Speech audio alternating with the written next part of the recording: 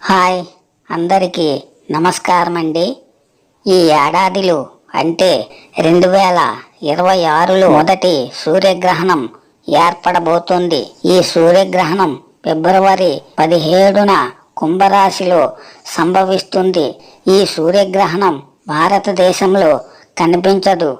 అయినా ఈ సూర్యగ్రహణం సింహరాశి వారికి ప్రత్యేకంగా సవాలుగా ఉంటుంది. ఈ గ్రహణ కాలంలో తొందరపాటు నిర్ణయాలు తీసుకోకూడదు.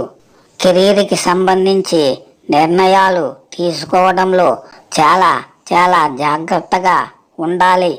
వ్యాపారాల్లో నష్టాలు వచ్చే అవకాశం ఉంది. లేదంటే ఈ సింహరాశి వారికి అనుకోని కష్టాలు, ఊహించని సమస్యలు వస్తాయి.